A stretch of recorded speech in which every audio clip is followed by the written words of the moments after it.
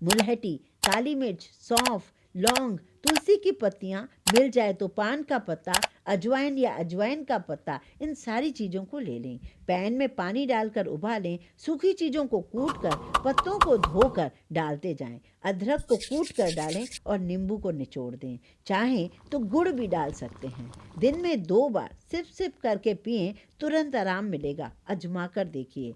Doctor की दवाई से ज़्यादा पावरफुल है ये काढ़ा। इसे जितना हो सके शेयर ज़रूर करें।